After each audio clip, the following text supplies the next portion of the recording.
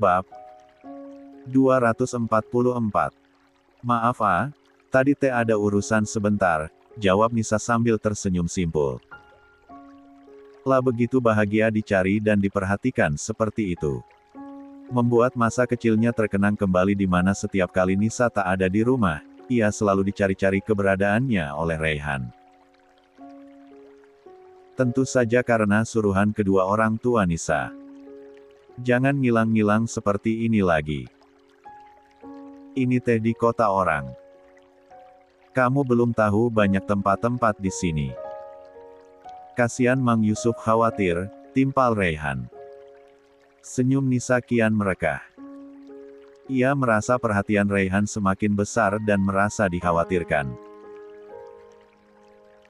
Kalau Raihan sendiri khawatir gak? Tanya Nisa malu-malu. Raihan hanya mendengkus pelan. Ayo, pulang.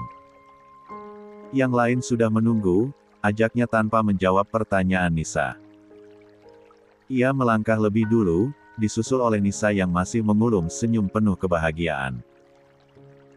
Kedua mobil yang ditumpangi keluarga Adiputra pun keluar area restoran dengan beriringan. Suasana di dalam mobil penuh keceriaan dan kebahagiaan. Berbeda halnya dengan Alicia yang masih menangis sepanjang perjalanan. Di sisinya ada Alia yang terus membujuk sang putri agar berhenti menangis. Syah, ibu kan sudah minta maaf. Sudah ya, jangan menangis lagi. Bahaya, kamu lagi nyetir gini. Tutur Alia. Bu, maaf itu seharusnya bukan ditujukan pada Alicia tapi pada Umi Aminah, pada Raihan, pada keluarga Adiputra yang sudah jadi korban atas fitnahan ibu, timpal Alicia yang masih sibuk mengelap pipinya yang terus-menerus basah karena air matanya tak hentinya mengalir. Kejadiannya sudah sangat lama, Syah. Sudah puluhan tahun berlalu. Kenapa masih harus dibahas? Balas Alia. Tentu saja ia takut jika dituntut untuk meminta maaf langsung. Apa selama puluhan tahun itu ibu pernah meminta maaf? Tanya Alicia lantang. Alia terdiam, ia gelagapan karena bingung harus menjawab apa. 128. Kezaliman tetaplah kezaliman meski sudah berlalu sekian lamanya. Ibu tetap wajib meminta maaf pada korban-korban yang terseret fitnah itu. Alicia takut, Bu, Alicia takut ibu dimintai pertanggungjawaban atas kezaliman itu di akhirat kelak. Dosanya besar, Bu. Gak bisa terhapus begitu saja meski ibu sudah bertaubat dan memohon ampunan kepada Allah, timpal Alicia mengingatkan. Tapi, Syah, ibu takut, ibu malu. Ibu juga khawatir kalau Pak Damar dan keluarganya justru akan memperkarakan ibu. Mereka punya pengacara keluarga yang kompeten di bidangnya. Apa kamu gak takut ibu masuk penjara? Balas Alia membeberkan kegundahan hatinya. Bu, Alicia pernah kenal dengan keluarga Adiputra. Sedikit banyaknya Alicia tahu bagaimana mereka. Dan setahu Alicia, mereka itu orang baik, apalagi Pak Damar. Selalu ada pengampunan darinya sebesar apapun kesalahan yang orang lain lakukan padanya, timpal Alicia penuh keyakinan.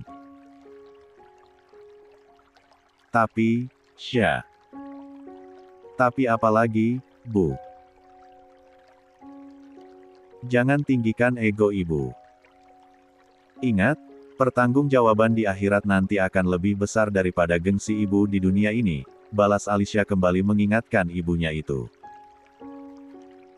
Tapi jika dengan permintaan maaf ibu pada keluarga Adiputra bisa membuat hubunganmu dan Raihan kembali membaik, ibu rela kok, Syah. Ibu rela melakukan apapun demi kebahagiaan dan masa depanmu, sahut Alia akhirnya. Bu, minta maaflah dengan tulus. Jangan mengharapkan apapun. Mendapat ampunan saja sudah sangat cukup untuk kesalahan sebesar itu. Lagi pula, Alicia sekarang semakin sadar diri, benteng perbedaan Alicia dan Raihan terlalu tinggi untuk digapai. Alicia gak akan berharap apapun lagi. Alicia cukup tahu diri untuk tak lagi dekat-dekat keluarga Adiputra setelah mengetahui masa lalu ibu dan keluarga Raihan. Timpal Alicia dengan tangis yang mulai reda. Jangan berkecil hati, Sya. Takdir Tuhan tidak akan ada yang tahu. Masa depanmu masih panjang. Segala perbedaan apapun tidak ada artinya di hadapan cinta, desis Alia tanpa ingin sang putri berputus asa. Dan Alicia yakin, cinta Raihan pada Umi Aminah lebih besar mengalahkan apapun. Hingga Raihan tak akan mungkin tega menyakiti hati Umi Aminah dengan mendekati Alicia yang jelas-jelas memiliki kaitan yang buruk terhadap masa lalu kehidupan mereka, timpal Alicia dengan penuh keyakinan. Besok pagi, Alicia antar ibu untuk minta maaf langsung pada keluarga Adiputra. Itu pun kalau ibu sayang sama Alicia, lanjut Alicia penuh penekanan. Alia hanya bisa menghela napas pasrah. Mungkin ini memang sudah waktunya ia mempertanggungjawabkan segala perbuatannya dulu, pikirnya. Meski tetap saja, ketakutan dan kekhawatiran itu masih tersisa. Mobil yang dikendarai Raihan dan Ricky berhenti di halaman rumah. Mereka semua turun bergantian. Ayu yang sudah teringat pada sang putri pun buru-buru turun paling awal. Disusul Davin yang selalu membersamai istrinya itu. Sementara Raya turun dengan santai. Toh tak ada yang ingin diburu-buru olehnya. Saat ia sudah turun dari mobil, Raya meneliti ke arah garasi. Mencari-cari keberadaan motor miliknya yang katanya akan dibawakan oleh sopir keluarga. Kak Raihan, motorku kok belum ada? Tanya Raya begitu Raihan turun dari mobil. 129. Masih di kampus. Dititipkan di pos satpam, jawab Raihan. Gak jadi dibawa ke sini. Tanya Raya lagi mulai tak enak. Enggak. Tapi Mbak Raya jangan khawatir, bannya sudah gak kempes lagi, balas Raihan. Terus besok aku gimana berangkatnya? Raya garuk-garuk kepala kebingungan. Kan ada saya, bisa bareng lagi, jawab Raihan santai. Aku agak deg-degan naik motor tinggi kayak gitu. Berasa mau jatuh, jawab Raya apa adanya. Tiba-tiba ingatannya kembali tertuju pada insiden di mana Raihan mengerem dengan tiba-tiba. Ia refleks memegang D4 danya yang tadi sempat mendarat di punggung Raihan lalu buru-buru menggelengkan kepalanya. Merasa malu dan canggung sendiri. Besok aku bawa mobil. Soalnya sekalian anterin Mang Yusuf dulu ke terminal, timpal Raihan. Oh. Syukurlah. Raya tersenyum lega. Kak, gak langsung masuk. Sudah mendung loh, kayaknya mau hujan. Nisa tiba-tiba menghampiri Raya dan Raihan. Ini juga mau masuk, jawab Raihan. Aku masuk duluan ya.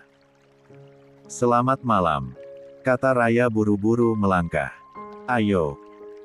Raihan juga ikut melangkah mengajak Nisa turut serta karena angin begitu kencang berhembus.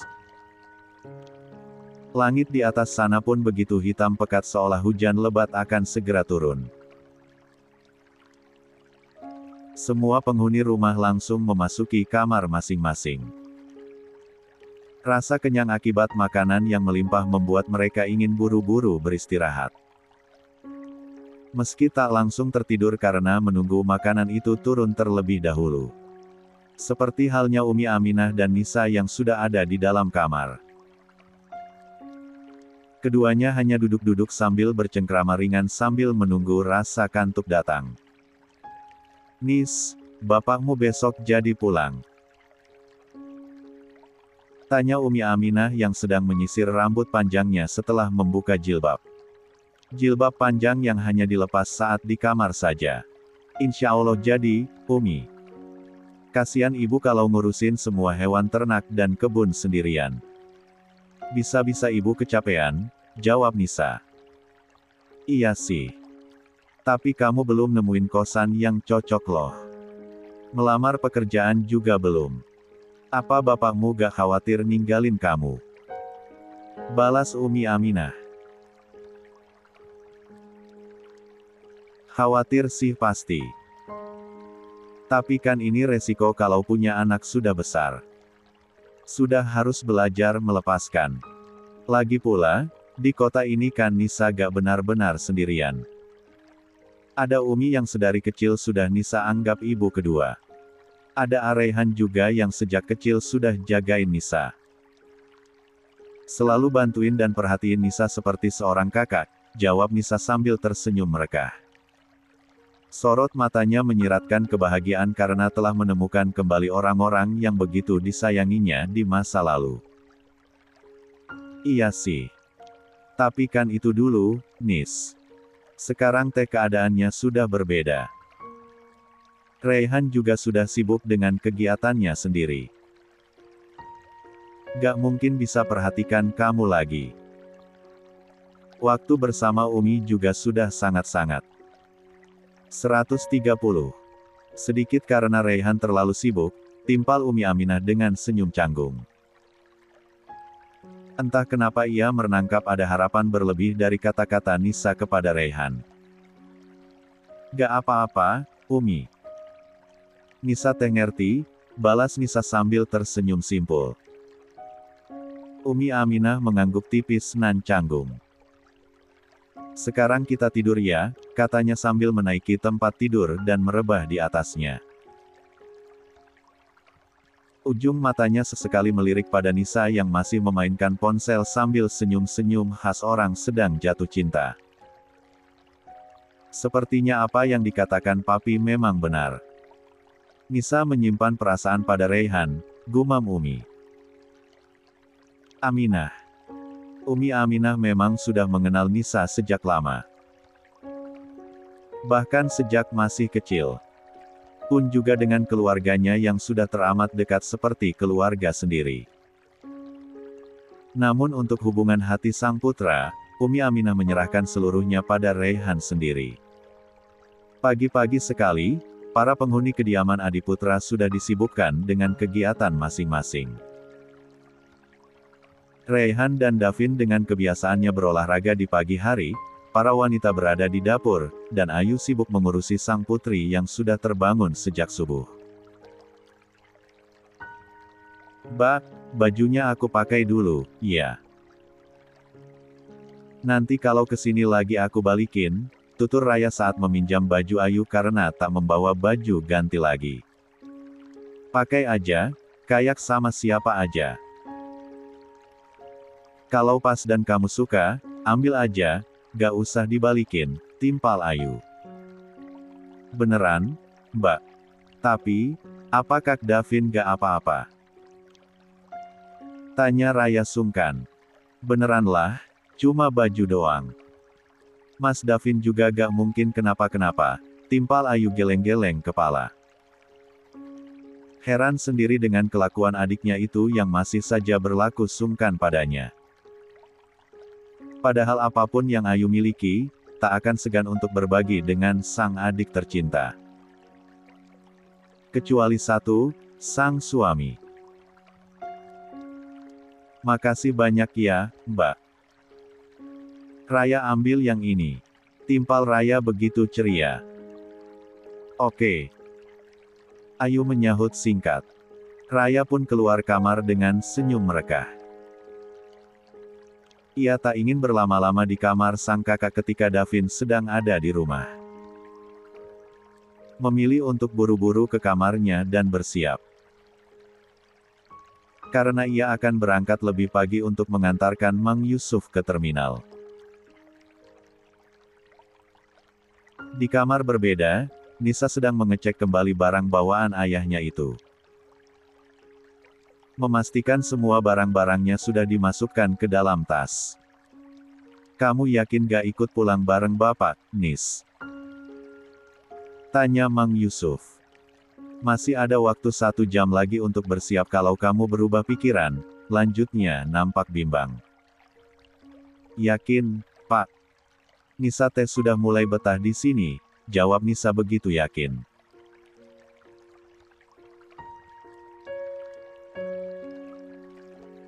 Karena sekarang kamu masih tinggal di rumah ini, tentu saja betah. Tapi besok atau lusa, saat kamu pindah ke kosan, apa ia akan betah juga? Tinggal sendiri, apa-apa sendiri, timpal Mang Yusuf dengan raut wajah khawatir.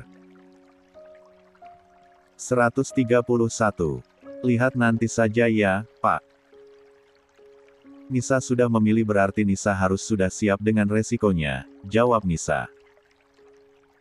Ya sudah. Doa ibu sama bapak bersamamu. Balas Mang Yusuf hanya bisa pasrah. Ketukan di pintu kamar menghentikan perbincangan sepasang ayah dan anak tersebut. Nisa pun bergegas membuka pintu kamar di mana Mbok Sumi berdiri di hadapannya. Kata tuan besar ditunggu untuk sarapan, tutur Mbok Sumi. Baik, Mbok. Makasih, balas Nisa. Ia menoleh pada Mang Yusuf, hayu atuh, Pak, sarapan dulu, ajaknya. Mereka pun keluar kamar berbarengan dan berjalan menuju ruang makan di mana suara riuh mulai terdengar. Pantas saja karena seluruh anggota keluarga sudah berkumpul untuk sarapan. Mang Yusuf, Nis, ayo sarapan dulu. Apalagi Mang Yusuf kan mau pulang kampung. Perjalanan jauh, lama juga, jadi harus makan dulu yang kenyang, tutur Pak Damar begitu hangat. Mang Yusuf mengangguk sungkan. Ia lalu duduk bersisian dengan Nisa. Menikmati sarapan bersama seluruh keluarga Adiputra. 3 hari berada di rumah mewah tersebut, sudah cukup membuat Mang Yusuf bisa menilai bagaimana keluarga tersebut. Keluarga yang begitu harmonis dan tak pernah ada perselisihan. Tak memungkiri, dalam hati kecilnya, ia pun memiliki harapan meski begitu tipis jika sang putri akan mendapatkan jodoh seperti keluarga Adiputra yang tak membeda-bedakan orang dari harta dan jabatan. Pantas saja tekad Nisa begitu kuat. Karena mencari keluarga seperti ini memanglah sulit, gumam Mang Yusuf. Hanya saja, saat ia melirik Raihan yang sedang menikmati sarapan, tak sekalipun lelaki itu melirik Nisa. Padahal jika seseorang memiliki perasaan, akan seringkali curi-curi pandang. Momen kebersamaan mereka terganggu dengan kemunculan Mbok Sumi dengan raut wajah sungkan. Kenapa, Mbok? Tanya Pak Damar. Itu, Tuan. Di depan ada tamu yang mencari Tuan Besar dan Umi, dan Raihan, jawab Mbok Sumi. Siapa Mbok? Tanya Umi Aminah penasaran. Itu, Umi, Alicia, jawab Mbok Sumi serba salah. Umi Aminah sempat menatap Pak Damar. Pada Raihan juga. Seolah sedang meminta pendapat atas situasi ini. Suruh masuk aja, Mbok. Sarapannya sudah selesai kok, jawab Pak Damar. Ia menatap Umi Aminah lalu mengangguk seperti memberi izin untuk menemui tamu tersebut. Duluan saja, nanti papi nyusul sebentar lagi, tutur Pak Damar pada Umi Aminah. Umi Aminah mengangguk lalu bangun dari duduknya. Berjalan dengan perasaan tak menentu untuk menemui seseorang yang menorehkan luka di kehidupan keluarganya. Sementara di kursinya, Pak Damar sibuk mengatur napas yang tiba-tiba terasa sesak saat akan berhadapan dengan orang yang menjadi penyebab retaknya hubungan ayah dan anak dulu. Keretakan yang belum sempat diperbaiki sampai ajal menjemput. 132. Lelaki sepuh tersebut terlihat menarik napasnya dalam-dalam lalu memejamkan matanya rapat-rapat. Hanya sedang berusaha untuk menahan diri agar tak sampai kebablasan dalam bertindak. Mengatur emosinya sedemikian rupa agar tetap terkontrol dan tak berpengaruh buruk pada kesehatannya.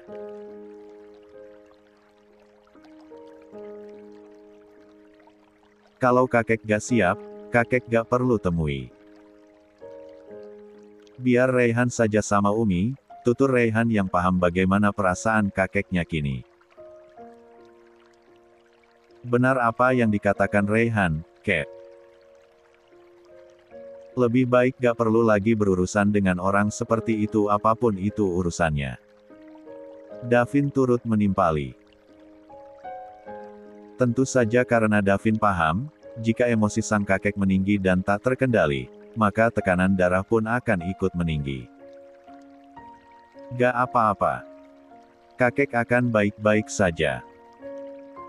Kalian gak perlu khawatir, tutur Pak Damar sembari bangun dari kursinya.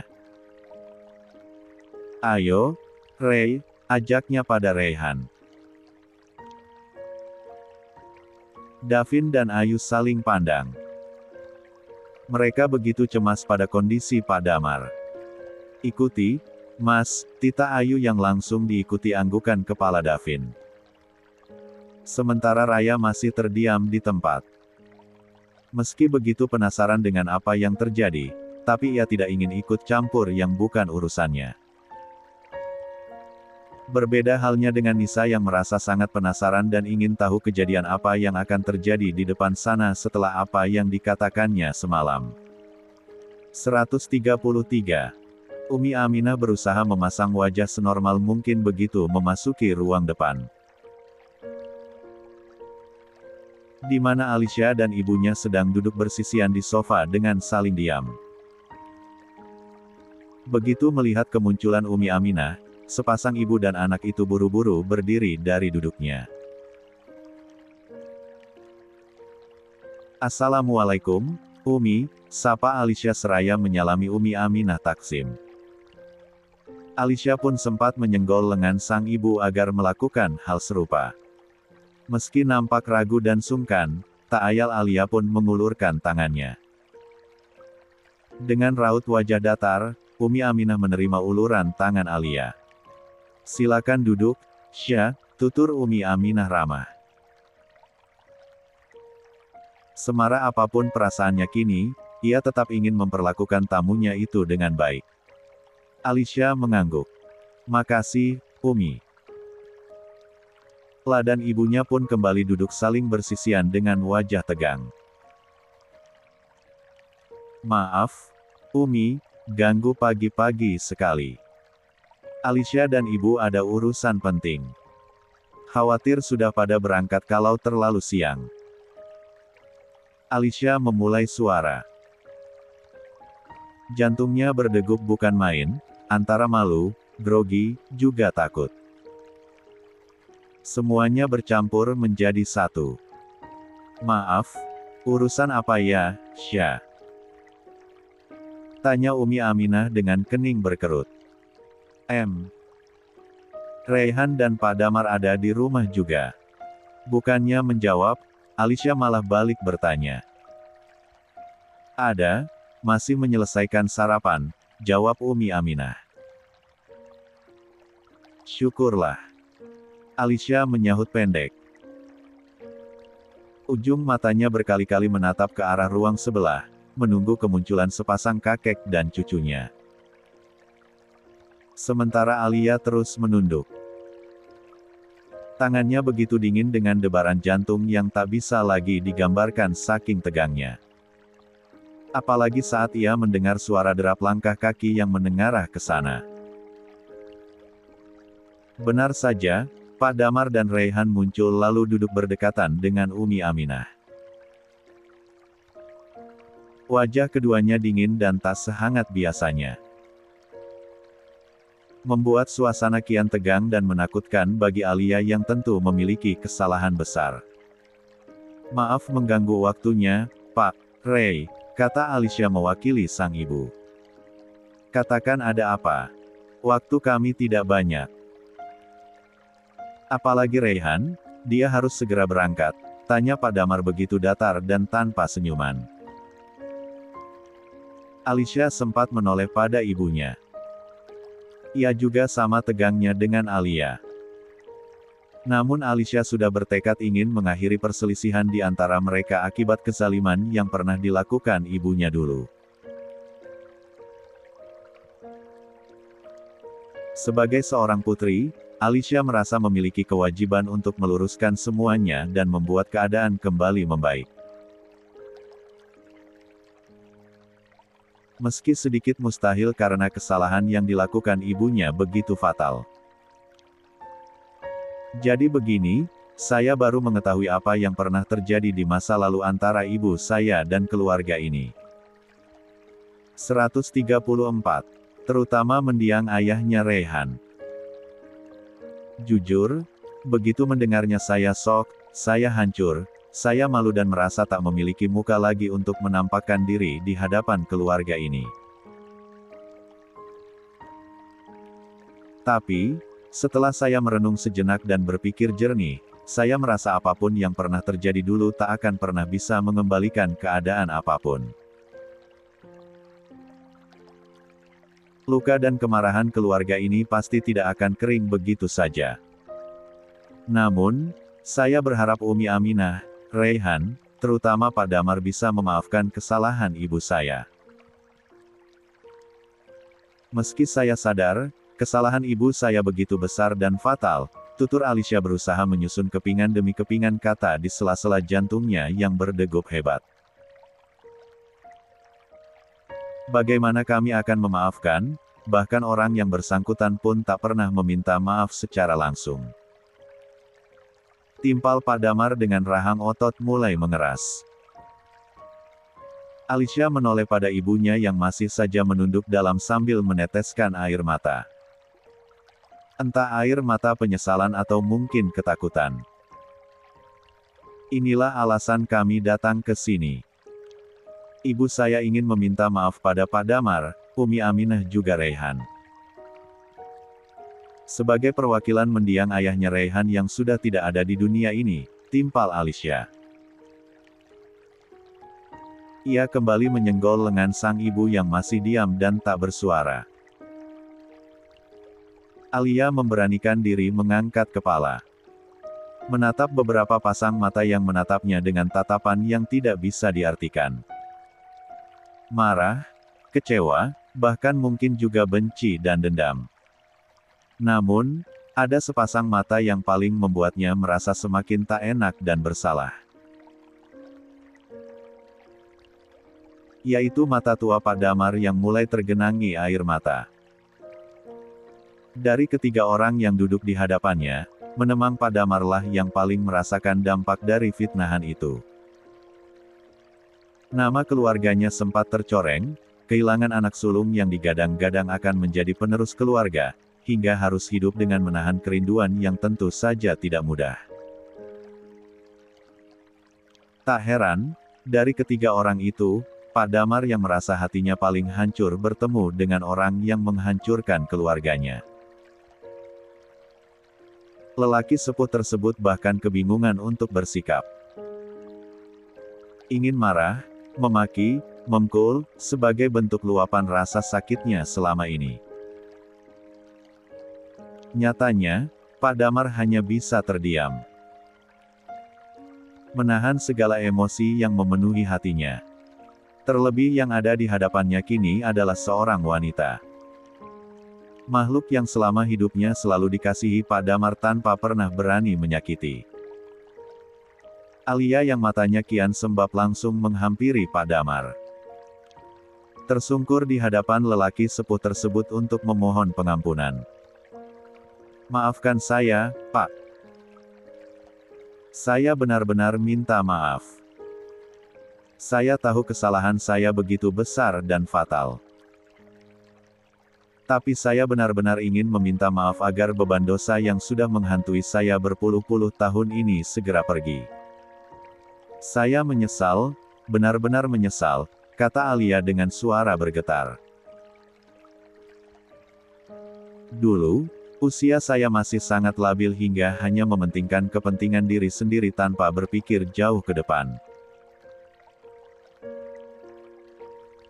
Saya tidak pernah memikirkan akan seperti apa dampak buruknya.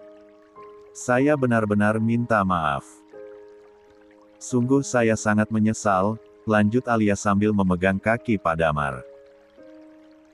Lepaskan kaki saya. Titah Pak Damar merasa tak nyaman. Saya akan lepaskan setelah Pak Damar memaafkan saya, jawab Alia yang tetap berada di bawah. Dosamu bukan hanya pada saya tapi pada Umi Aminah dan Raihan. Mereka berdua hidup kesulitan selama ini. Tak mengenal keluarganya yang jauh di sini, timpal Pak Damar seraya menarik kakinya.